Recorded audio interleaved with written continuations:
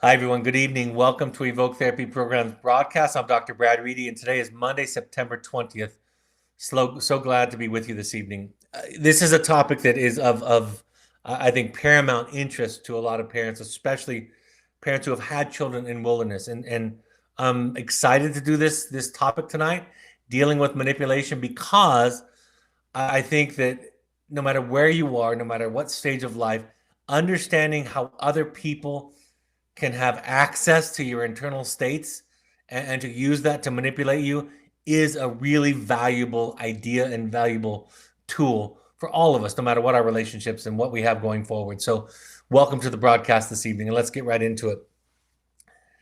First and foremost, I think it's important to set a foundation that manipulation, the idea of manipulation, when we say somebody's manipulative, it's not intrinsically bad, right? There's a shadow side to it and a bright side to it. And so the description itself really only makes sense within a certain context. What are they trying to manipulate? What are the costs of it?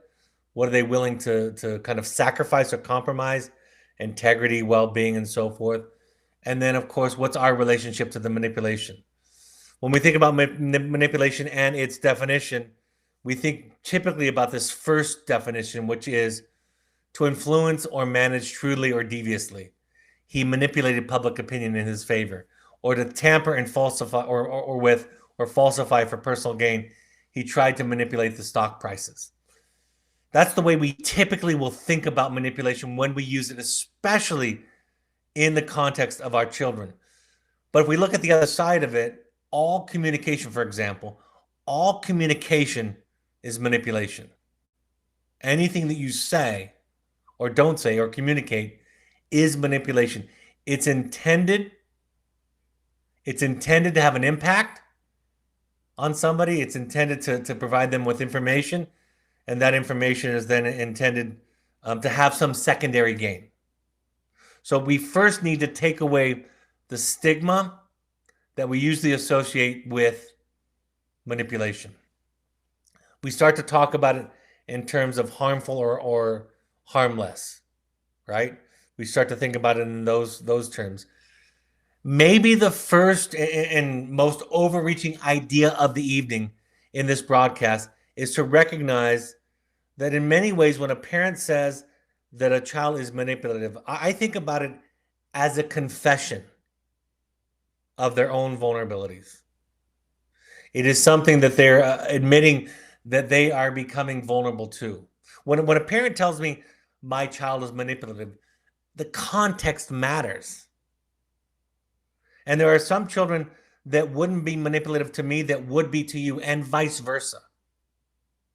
Because I have different buttons. I have different vulnerabilities. I have different ways that I can be compromised in the process. Now, I suppose in a general sense, anybody that's described as manipulative, we probably want to give them credit for being intelligent and their ability to kind of read and perceive other people is above average if we're to agree that they're manipulative.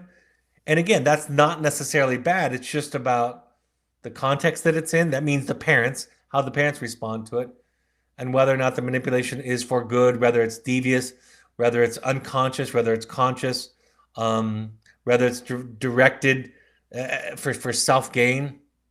What is the intention? What does the person do with that manipulation? So I want you to think first and foremost about the context. And to be clear, you and your family are the context. I love the principle of projective identification, and I don't know why it's not taught or talked about more. Everybody, I think most people know what projection is, right? Aspects of myself, most likely unconsciously repressed or split off would be a term that we would use, right? Repressed or buried, and that I project them onto other people. I see traits and characteristics and attributes in other people. That's projection. Projective identification goes one step further. It's not just projecting onto somebody, but actually projecting into somebody. right? We get our feelings are in psychology, sometimes we call it, we get our stink on them or in them, and we induce in them a role or a position or a certain kind of behavior or set of behavior consistent with that role. So if I make you the bad guy, that means that I treat you in such a way to kind of provoke a response from you. I set up situations where you're going to fail, where you can't match or meet my expectations. And then I get angry with you. And I do that because I'm already angry with you. And so I want to create this dynamic that validates that experience. So projective identification, the take home is ask yourself in response to a child, a friend, a partner, a therapist, is the feeling that I'm having coming from them? And there are ways to kind of see that first and foremost. If you're having a good day and then you have a conversation or an interaction with somebody that kind of overwhelms you or overtakes you, you feel discouraged, bad about yourself, hopeless, sad, there's a good chance that it's projective identification. You didn't have that feeling prior to the exchange. This could happen at a coffee shop. This could happen in your car. The person who honks and looks at you with that disgusted expression on their face, they're not just projecting onto you traits in themselves onto you. They're actually treating you in such a way to provoke a response. So projective identification projects onto another person in such a way as to induce a reaction consistent with the projection. When you get a letter, when you have an interaction, ask yourself, I wonder if this is what I was intended to feel. I wonder if I was intended to feel anxious to fix, to solve, to soothe. I wonder if one of my favorite examples of projective identification, if you've never had the privilege of receiving a letter, a threatening letter from an attorney, I congratulate you. But I have. As a business owner and as a person of 53 years, I've had the privilege of receiving those letters in my life. In essence, what happens is the person is feeling powerless or threatened. So they hire a lawyer. Oftentimes those letters are written by, a sister-in-law or a brother-in-law or a friend, because lawyers don't like to write these letters typically. And you get this really nasty, threatening letter. And they want you to feel what they're feeling. In therapy, the way that it's useful is oftentimes when I'm feeling helpless or hopeless with a client, I ask myself, is this projective identification? In other words, is this their feeling? Is this what they're feeling? When someone feels powerless and they get an attorney to write you a nasty letter and you feel threatened, you're basically taking on their feeling. They have successfully used the defense of projective identification to get you feel what they're feeling. So when you get letters from your children, when you have a conversation with your spouse, even if you have a conversation, it could be with me on the podcast. When you have a conversation with a therapist, if you have a powerful feeling, ask yourself, it's valuable to ask yourself, I wonder if this is what they might be feeling. If a therapist is getting frustrated with you because you're not taking their advice and doing what they think that and their holier than thou world that they live in that you should do, you might end up taking on some of that frustration, some of that sense of not being seen or understood by them. And even therapists, like I said, can do that. The reaction can be helpful, asking yourself, be aware of the induction, the fact that it asks certain behaviors of you. And more than anything, it's instructive. It's information. You don't have to react to it. You don't have to dismiss it. You don't have to not feel it. It's inevitable that you're going to walk away with a certain feeling. After client sessions or sessions with parents in our program or an intensive program, when I walk away at the end of the day or at the end of the evening and I have a feeling, I can start to use that feeling to get inside the client and asking myself, is this possibly what they're feeling or thinking? Can be a very valuable road to take to understand them. So I think that can be helpful because projective identification is a sophisticated aspect of understanding manipulation. Let's talk about ways that we manipulate each other. Before I get into what I've written on the slides for this evening, I want to say this. We do a lot in our lives, all of us, as a substitute for healthy boundaries. We don't like to set boundaries because to set a boundary, I have to come to terms with my own sense of worth and self. I have to confront the way that I say it, kind of confront the monster inside of me that says that I'm a bad son or a bad friend or a bad boss or a bad employee or a coworker, a bad citizen or human, right? I have to deal with that aspect of myself that I may not have made peace with. If I had made peace with the bad self, the horrible, rotten self, you can't use it against me. If somebody says to you, you're an idiot, and you've already made peace with the fact that you're an idiot, it falls right off of your back. It goes right through you. If I've accepted the fact that I've come to some kind of agreement with the part of me that is a horrible son or a horrible husband or a horrible friend, then when somebody accuses me of that, I'm not held hostage by it. I say to them, you must not have been aware of all of my other faults and flaws. Otherwise, you would have mentioned those just the same. So you have to come to terms with your badness.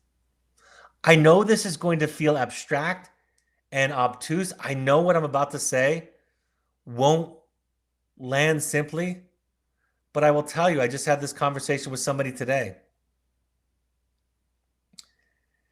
Until you realize and accept that the goal is not to be good or right, a good mother or wife, husband or father, friend, son or daughter, you will always be susceptible to manipulation. When we realize that the goal, the way that we see the goal at Evoke therapeutically, is the goal is to become your authentic self, who you are, which is fallible, imperfect, beautiful, spectacular, sometimes stupid and idiotic, sometimes undisciplined, right? It's all of you. It's a whole person. I shared a post on my social media just yesterday. It's probably about to expire. I shared a post where a colleague of mine said, a client says in therapy, I just took 2 steps forward and 3 steps back. And the therapist responds by saying, it sounds like you're having an experience of being a human. Once we embrace our fallibility, our humanness, it can't be held against us. And since very few people come to that state completely and fully, it becomes our life's work. You have to come to terms with the badness in you, the imperfectness in you, the limited nature of who you are. And when you do, you're free. And most importantly, folks, you're free to love. Because until you accept the fact that you're fallible, and I'll use the word bad as kind of a catch-all. You can substitute any word that you would attribute to negativity toward that you want to. Bad is fine. I'll say human for right now. Until you accept your humanness, you walk around susceptible to the influences, the perceptions, and the words of others. As a parent, until you've accepted the fact that you're an idiot or a numbskull or a bumbling fool, you can be accused of those things in the effort to try to get you to change. And we do that so much in our lives. We try to change other people Tell them how they're wrong. Tell them how they shouldn't do what they're doing so that we don't have to face the darkness inside of us. The darkness that we were told, it's only dark because we were told that those parts of us were unacceptable. So they were hidden in the closets of our psyche and of our mind. So you accept that you're bad. You accept that you're fallible. You forgive yourself. Right? You end up forgiving yourself. We learn, I will say this more than once this evening. The metaphorical weapon that our children use against us was selected by us. If I have a value, if I was told or led to believe that the highest ethic is being a fair parent, or being a loving parent, or being a generous parent, right? Choose any word that would fall under the umbrella of good, then that is what my child will accuse me of being to get what they want. You don't trust me. You don't forgive me. You promised, right? These are phrases that children use because we've selected them from our own upbringing. I need to be somebody that's forgiving, or I need to be somebody that follows through on my promises and my words. If it doesn't exist in us in darkness, then you can call me a name and it doesn't matter to me. That's why when I meet your children and they tell me the things that they tell you, it doesn't work. For two reasons. They don't have access to my buttons because they're not my child. And when I'm out there, I'm a therapist, not a father. Right? I'm performing the role of a therapist. And I don't have a lot of insecurities about my job. I know that I'm talented. I know that I struggle. I know that I make mistakes. And it's all good. But as a father, of course, I don't have that same level of confidence and security. So I'm more vulnerable to what I'm being accused of. Children promise to us, and we feel like if we don't trust them, then we're being a bad dad or a bad mom, bad parent. They can terrorize us and threaten us. I think terrorizing is probably an easier one to overcome, because when you set a boundary with somebody who's terrorizing you, they act out even more, which reinforces the need for a boundary. And we might need a little bit of coaching and a little bit of therapy around that.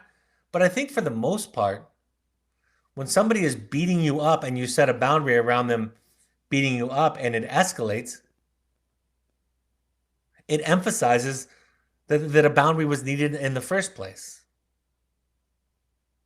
Threatening you, if you don't believe me, if you don't give me what I want. I mean, a very classic one in our program, in our wilderness program, is when a child says, if you don't give me what I'm asking for, that tells me that you're not listening and that you don't care. And most parents that I know want to be listening parents because they didn't feel listened to. And it's a significant wound in their life growing up. And they want to be a loving parent because why wouldn't you want to be a loving parent? So children let you know the only way you can prove to me that you love me and that you listen to me and understand me and care, the list can go on, or it can just be one powerful word. The only way you can be that is if you do X, Y, or Z.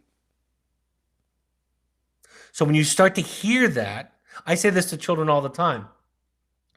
You all know this because you're listening to my broadcasts and my podcast, and you know that I teach this all the time, that when a child says to me, I don't feel heard by my parents, I'll ask them sometimes, is the only way that you can feel heard is to have your parents agree with you? To give you what you're requesting and to see it the same way that you see it? And if the answer to that question is yes, I think we might be stuck. I think you might be stuck. They'll threaten you with behavior. I'll get worse. I'm going to dig in my heels. If you send me to a program, I'm never going to forgive you, right? There are those threats that are out there. And then you have a dance to dance. You have to meet their demands, or, like I said earlier, you have to face the monster, which is you, all of you. You have to learn to integrate the parts of yourself that you were told by most likely your parents, but also society, culture. You have to integrate those parts that those folks told you were unacceptable. But again, if through therapy and your work you've come to make peace with those parts of you, people can't use them against you. Just the suffering of a child can be enough to. The thing about the suffering of a child is this. I've said this before, that the worst sound in the world is not a baby crying. The worst sound in the world is your baby crying. I've flown on airplanes where children have cried, and it's not pleasant. But when I've flown on an airplane where my baby is crying, it is absolutely, inexpressibly painful to have my baby crying on a plane. Because not only are there tears and their wails and their screams translated by my psyche as you're failing in your job to provide this child comfort, but everybody around me is feeling and thinking the same thing. And just beware of the messages. You can fill in the blanks. You are blank. Choose your word. And the only way that you can prove that you aren't is blank. Guilt is the thing. I've talked about this.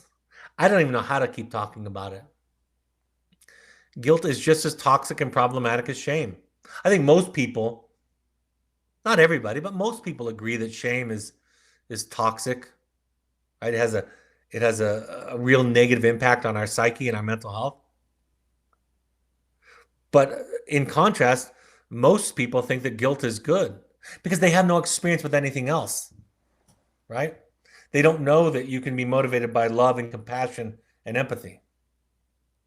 They haven't they haven't become aware of the fact that we feel guilty for so many things that aren't wrong or bad behaviors or choices.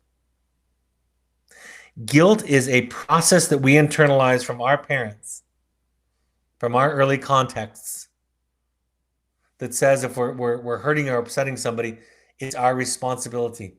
And the way that gets communicated is when our parents tell us how they feel. When mom and dad say to you, Susie, Johnny, I'm sad and disappointed and worried and hurting. Or in contrast, I'm happy, I'm proud, I'm excited, I'm thrilled. The message that gets communicated in those simple interactions is that you are responsible for mom and dad's feelings. So you grow up believing that. So when a friend is sad or upset or discouraged or worried or lonely or happy or proud or excited, we take that same idea and we project it out into the world. We believe we're responsible for everybody's feelings. Guilt is an unreliable source of morality. Guilt is just as destructive, I would say more insidious than shame. And no matter how many years I talk about this and teach this, and by the way, virtually everybody agrees with it when I teach it. Because I simply say something like, every single person listening to me right now can think of at least one example where they would be doing the right thing but still feel guilty. Everybody can relate to that.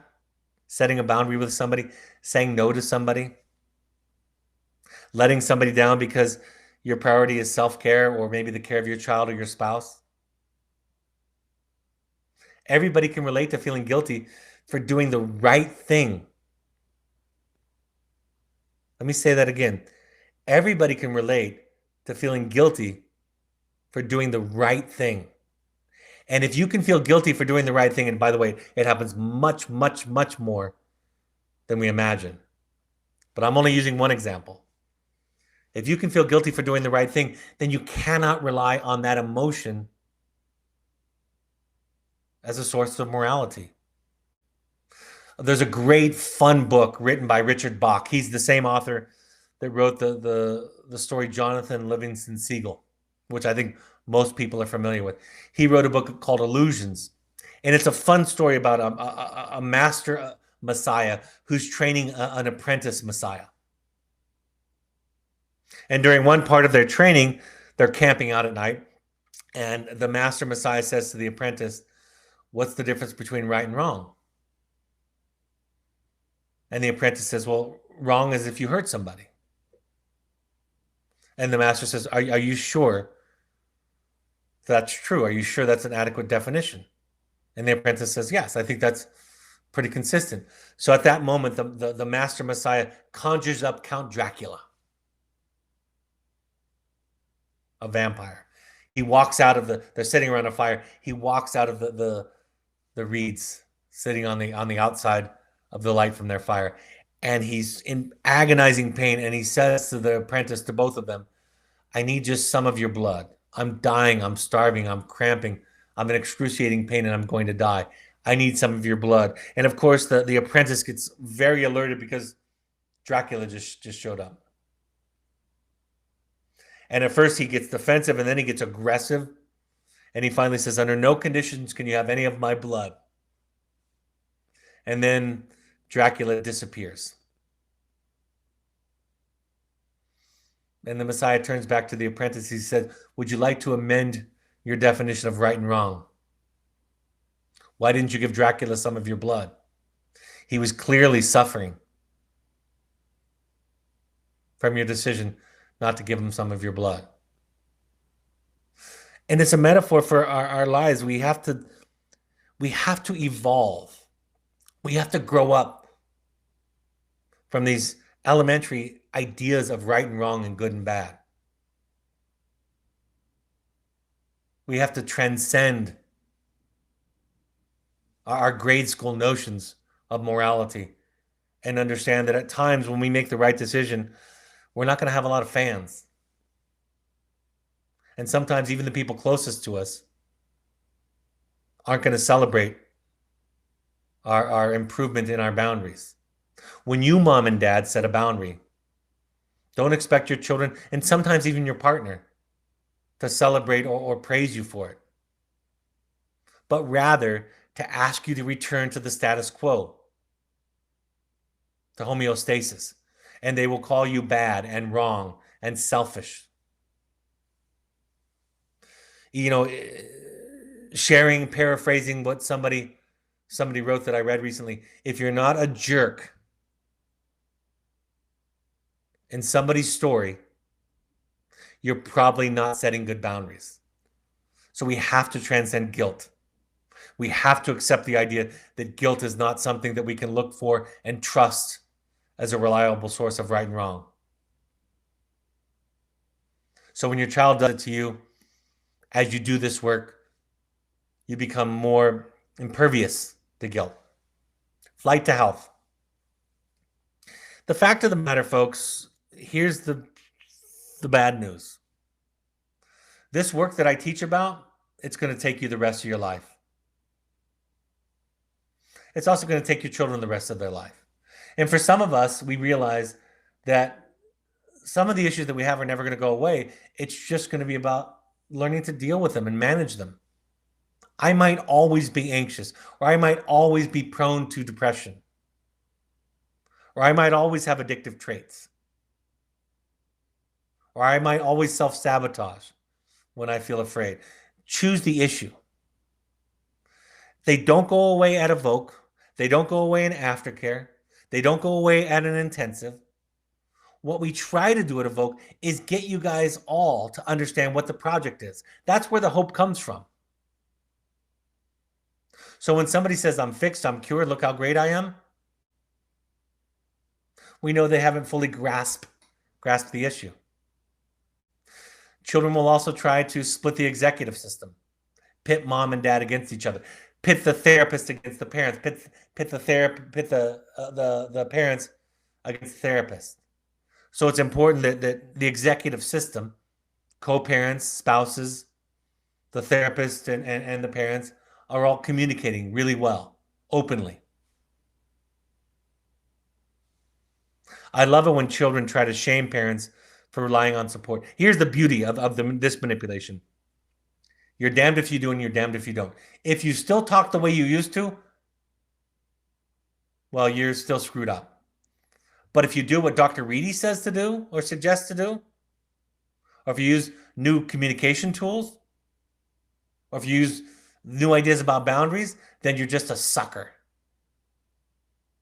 Sometimes, again, it's not the first thing out of my mouth, but when a child is engaged in this kind of manipulation, I'll often say to them, so what I'm hearing from you is you want your parents to be impervious to everybody else's manipulation and influence, but not yours. Conversely, I had a father tell me when he was talking about his young adult daughter that he didn't want her to come home and become involved in this toxic relationship with an old boyfriend. I explained to him, you're going to have to set some boundaries with her and detach from her. You can't, as a father, manipulate your daughter, terrify your daughter, threaten your daughter that her life is going to be horrible, to not engage with this old boyfriend. You can't be the one that takes over her ego, her sense of self, to protect her from somebody else doing it. So you kind of have to be a model of the relationship. In other words, you cannot manipulate a child into not being manipulative. I love when children say to me, I'm not manipulating, I'm just telling people how I feel. It's a tricky one. Telling somebody how you feel is neither good nor bad necessarily. It just is what it is, but it's really the intention. And what I say to people, well, if I punch you in the nose, is that me just being honest? That's how I feel. I feel like I want to punch you in the nose, so I'm going to do it. You can't fault me for that. Of course you can. You know, part of our work as spouses and as parents is to practice enough self-care, to have somebody in our life, some people in our lives of support that can give us support when we're feeling stressed, depressed, anxious, angry, sad. So that when we go to talk to our significant other or our child, we're not acting out on them. I have anxiety about my children. That's a fact. But if I'm telling them about that all the time, I'm asking them to take care of me. So I go to my therapist, to peers that I trust, to my support group, and I express myself there. So when I come back, interact with my child or my spouse, I'm not lying or faking or hiding. I've already taken care of that feeling. And now I can be here in relationship to you, for you, to support you. It's essential to practice getting support, to have a network of support. Some cases, trained professionals, some cases, support groups or a sponsor or a friend or a colleague or somebody that you can trust who can hold space for you, where you can take care of yourself in a conversation so that you can be there for the people that you care about. You know, kids like to point out your faults and flaws.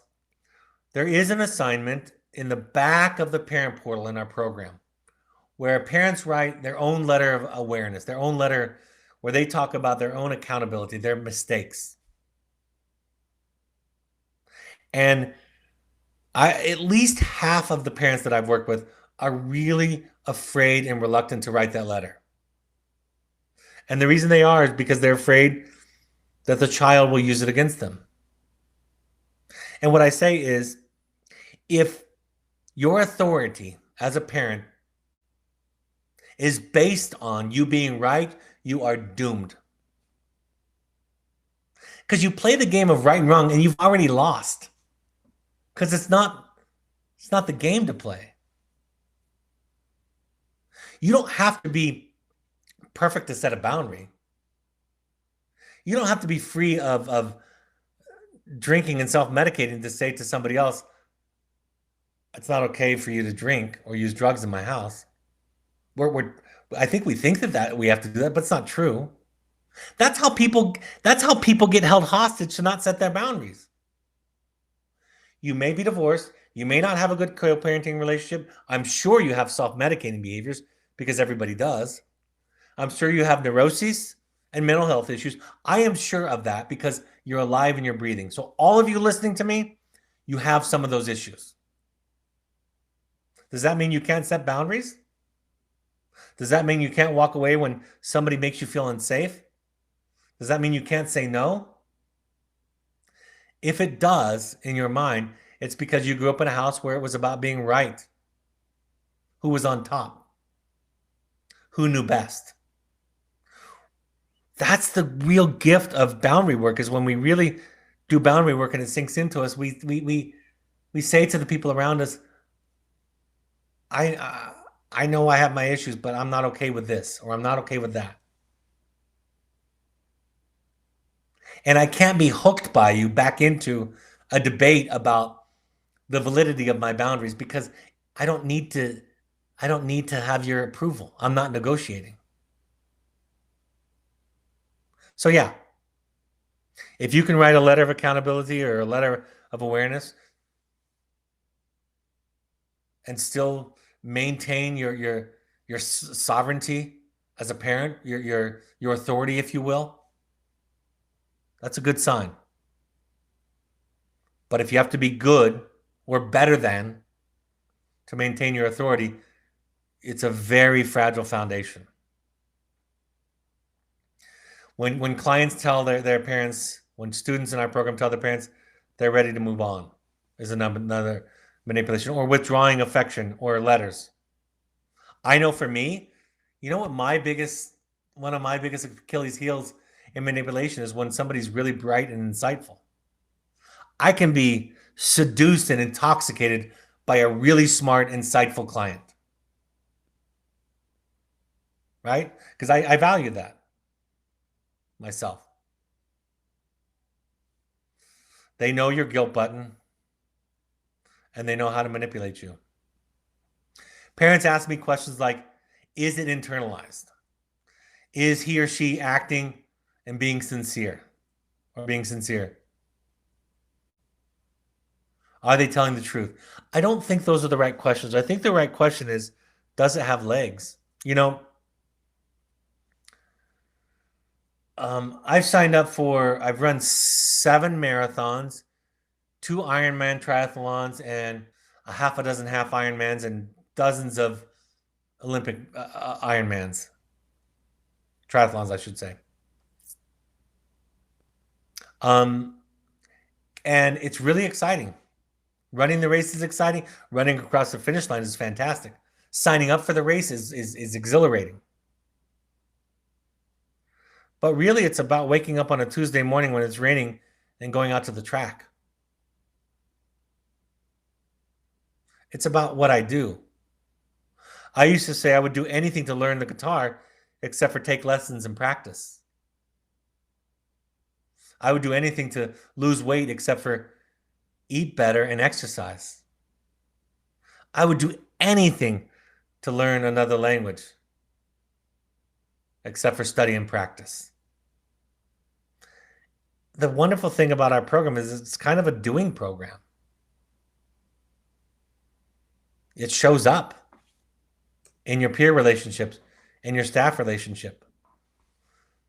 The prophylactic, the thing that will prevent manipulation is knowing yourself. Coming to make peace. You know, that's what the heroic journey is about. The heroic journey is about stop fighting with who you are and accepting who you are. The heroic journey is integrating all the parts of yourself. At the end of a hero's journey, of a wonderful story, what the hero is at the end of the story is more of themselves, more human, more compassionate to themselves, more whole. The thing that will prevent your manipulation is your work. Period. Podcasts, webinars can be a part of it. But somehow, in some way in life, you've got to sit in a room with somebody else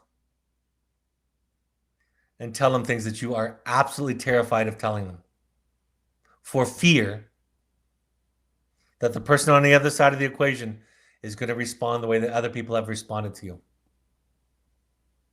And when they don't, because they're an adequate therapist or somebody who's been around the block a few times and come to terms with themselves, or they're supported with the structure of a support group like 12-step groups, 12-step programs, if they respond differently, you start to consider the fact that what you thought was once unacceptable and bad and wrong is just part of being human. And it doesn't make you worse. Integration of the parts of yourself doesn't make you a more hedonistic, selfish person. It actually makes you more compassionate and loving. I was talking to somebody this weekend, a friend of mine, and I was explaining that when I've gone through some of my worst parts of my life, self-created, by the way,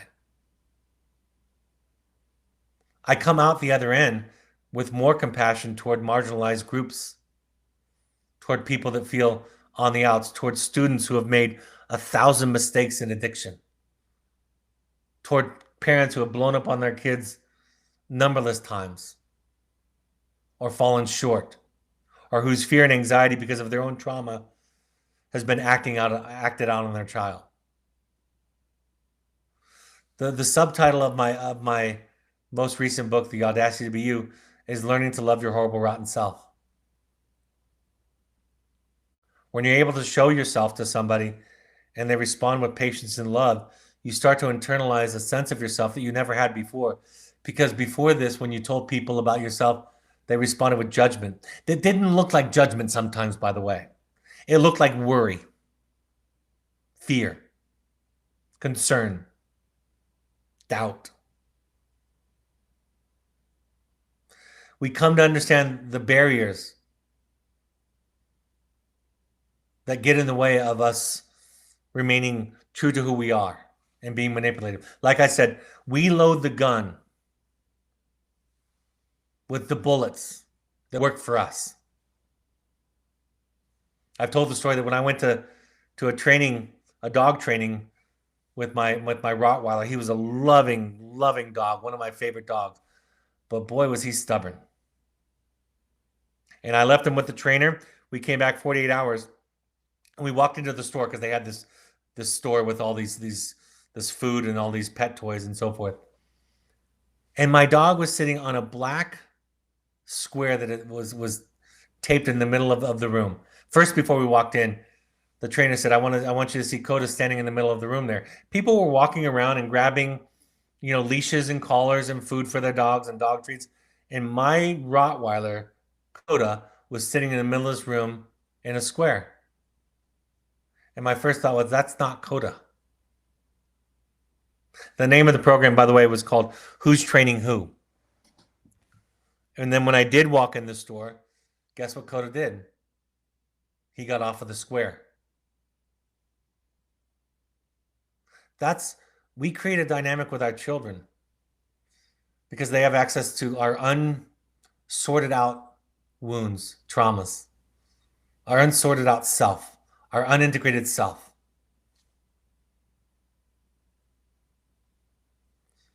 If it didn't work, they wouldn't do it twice. That's why when your child says to me, Dr. Reedy, you don't care about me, I have no reaction. But what I think to myself is, that's probably what works with their mom and dad. It would be the same as if you saw my child and me interacting. You would see it too. Anger can be effective only if it leads you to getting clear about you, getting clear about your self-care and boundaries. If you find yourself resentful or angry about your child or your spouse or your friends or your sister or your brother or your parents, ask yourself, can I be more clear about my boundaries? Am I not taking care of myself? Am I hoping, futilely hoping, that my mom, my dad, my brother, my sister, my child will show up in a different way? And because they don't, I end up resentful and angry. Anger is often an indication that you need to get clear about yourself, that you're expecting people to take care of you and abdicating that it is your job to take care of you. It is your job to take care of you. It's your job to take care of your serenity and your peace and your life and your happiness. It's not your child's job. At this point, it's not your mother and father's job, your brother and sisters, your bosses, your coworkers, your nephew or your niece. It's your job. As we develop and sort out ourselves, as we work through our own trauma responses and heal them in the context of an empathic other, we develop what we call response flexibility. We're not just having knee-jerk reactions. I feel guilty in my interaction with you. I want to sit through that, sit with that, think about that. Where does that come from? What are you doing? Why is that affecting me so much? Why do I want to capitulate? Why do I want to give in? Why do I want to go against my own values? Again, nobody that I've met has reached the end of the road. Nobody. In fact, the ones farther down the road, not only have they not reached the end of the road, but they'll talk about their idiocies more than people that are in the beginning. Enlightened people talk about their fallibility. So if you've sorted yourself out, you can respond flexibly, creatively. That's why we ask you, I invite you, I implore you to attend 12-step support groups like Al-Anon and Codependence Anonymous and Families Anonymous and even Adult Children of Alcoholics or ACA, because you start to hear people talk about what it's like to be in relationship with other people. See, the problem at Evoke with all of our clients in every one of our programs at every level, from the oldest parent to the youngest child that we have, is that people don't know how to be a person and how to be in a relationship with other people. Because what they were taught was nonsense. And so you walk into Al-Anon and you hear somebody talking about their alcoholic spouse and you think, well, I don't have an alcoholic spouse, but that's not the point. You start to hear how they think, right? You start to hear what they are and aren't responsible for. You start to hear what is their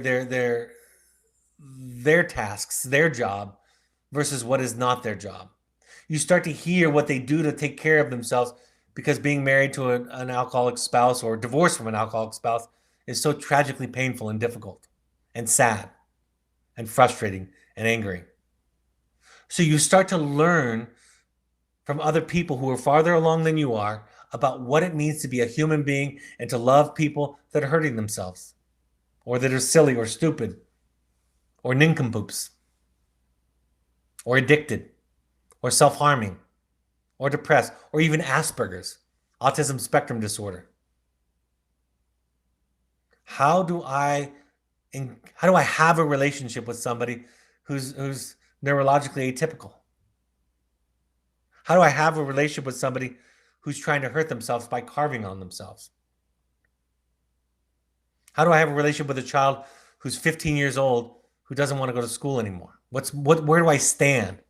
What's my job? And what's not my job? 12-step groups teach and model that for you. Again, we all have work to do. I'm going to go through a list of kind of classic manipulations. The first one is called this. I took this from one of our worksheets that we use with our students in our field, in our wilderness program. The adolescent game plan: wear them down, hit them where it hurts, and leave them tired and confused. Defiance: just do what you want anyway, and see if your parents get so disgusted with you they just give up reinforcing the rules and let you do what you want. Begging, of course. Bargaining: an implied bargain is similar to a bribe. For example, cleaning the house first and asking them to do something. The main thing that defines bribery versus a reward system is the reward comes first with a bribe. In a reward system, the behavior comes first.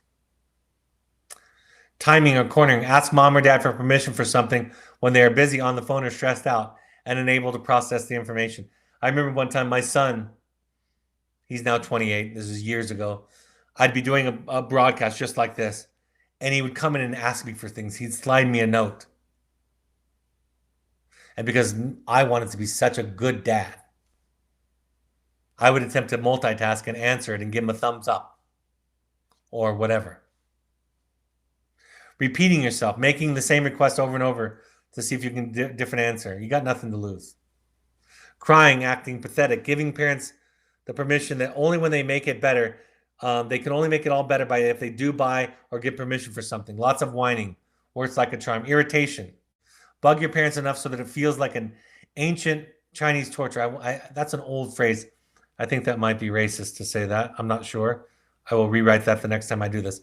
And your parents will give right in or just to shut you up. This works really well in stores, church, or other people's homes, or in other public places, like throwing a tantrum in the grocery store. Demanding justification. This is a common one in our program because we have a bright population of parents and students. Demanding reasons, answers, and proof. Using why or why not or don't you trust me. Misquoting. Quote your parent as having said next week when he or she actually said maybe next week. Promises: I promise to clean my room after I get back. Your bad parents. I think I've covered this one. Hurting them. Rarely tell them or show them that you love them, respect them, or will in adulthood appreciate what they've done for you. Remember, when parents say to me, what if my child abandons me or my child abandons me? I explain that really can't happen. Because children aren't obligated, really, psychologically speaking, to take care of you. It's the other way around. But they will use withdrawal to hold you hostage. Lying, of course, and being helpless. So what's the work? Be honest with yourself. Know yourself. Know your vulnerabilities. You don't have to fix it. One of the assignments that I want to ask you to consider tonight, after listening to this, is write down a list of all the best ways to manipulate you. If you need help, ask your co-parent. They'll have good ideas. Ask your child's wilderness therapist. If you have your own therapist, ask that, have a discussion with them. Know your Achilles heel. Know where you're vulnerable. Name it. It doesn't, I have parents sometimes send letters to their children saying, these are the best ways that I think you've had success manipulating me or that you could manipulate me. It doesn't give them more power to name it or to make it overt. It makes it less powerful. Denying it, not talking about it, not exploring it, makes it more powerful. Talking about it, naming it, admitting it, doesn't make it go away, but it takes the power away. I wrote down here, stick together in groups. That's why co-therapy works, is because you can kind of rely on each other. Co-parenting is the same advantage. Learn to react slowly. Learn to say things like, I want to think about this before I answer. Or I change my mind. It's your prerogative. Focus on what you're doing. And focus on your intentions. Most of the time when I'm parent coaching, I explain to parents, it's not about what you do, it's about where you're coming from. Like the example that I gave a couple of weeks ago when the mother said, is it okay for us to tell our child how much the program costs? And before I could even answer, Somebody in the row behind her in the class I was teaching said, "Why would you tell your child how much it costs?" And nobody even answered the question. The person who had originally asked the question said, "Never mind, I know the answer. I know what I was trying to get them to feel and do. I was trying to make them feel guilty and obligated." Sigmund Freud said that the result of effective therapy is freedom. And what he meant was freedom from unconscious obligations, from shoulds and shouldn'ts. How do you manipulate? Focus on that. Do you manipulate by lecturing, by blaming, by arguing, by guilting, by lying and avoiding versus setting a boundary? By playing the game of who's most right or who's most good? Know your trauma and your trauma responses, your knee-jerk reactive responses. Learn to slow down. About 10 years ago, I learned finally to stop responding to emails or text messages that caused me to want to react immediately. The letter that a parent writes, normally it changes with programs and therapists, but in my case, parents would typically get their letters from their children on Wednesday evening, and by the time I had my phone call with them Thursday morning at 10, they had written a 5-page response. Almost never was that 5-page response a letter that we thought valuable to send to the child. Learn to slow down and take a we'll see attitude. When your child says they're fixed, first of all, when they tell you that they're fixed, you can already be skeptical, because when somebody's selling you on something, become aware of the sale. You know, when a child says to me, I've said this before, when a child says, "I'll never use drugs again," I don't believe them. And when a child says to me, "I'm going to use drugs right when I get home," I don't believe them. Because I know they're trying to sell me on something. They're telling me they're not going to use again so they can go home right away. And they're telling me they will use right away because they're trying to tell me and the parents that we're wasting time and money. So you start to feel the sale. That's the projective identification. What am I supposed to respond with? What are you looking for with the data that you're giving me? So we take a we'll see attitude and hold on to things loosely. For all of us, the highs and the epiphanies aren't all what it's about. And the lows aren't as bad as we think, as our trauma would tell us. Our trauma responses would tell us. We kind of learn to live in that gray area, that middle path. You know, that we'll see. Stop listening to the words on their surface and learn to run the words through the adult or the parent filter. That's what I'm teaching you about tonight in this broadcast. This is the way to think about things so that you don't respond with that knee-jerk response. You don't respond to the provocation of the projective identification or the manipulation. Learning why someone does something by listening to your feelings. I'm feeling guilty. I think that's what I'm supposed to feel. I'm feeling hopeless. I think I'm supposed to feel hopeless. I'm feeling scared. I think I'm supposed to feel scared. And then in response to those emotions, there's a behavior that's being asked of you. Learn how you have been trained. Learn how you have trained your children to train you. You have programmed your children's brains to know unconsciously where your vulnerabilities and your soft spots are. And the more susceptible, malleable, reactive, the more entrenched the behavior, the manipulative behavior becomes. Like I said, one thing I would invite you to do is to write an assignment that you can share with your wilderness therapist or share with your therapist at home or your sponsor or your spouse. Here are the ways to best manipulate me. Here are the things I'm most afraid to be called or most afraid to be. What are the things you're most angry at your father and mother for? What are the things you promised you would never be or do that your parents did to you? There you will find wisdom. There you'll find your treasure. There you'll find the parts of you you need to integrate. All right, looks like we're out of time, so I'm just going to go over upcoming events and assignments and resources. The Journey of the Heroic Parent, my first book, and The Audacity to Be You are available on Amazon and Audible. I read the audio version of The Audacity to Be You.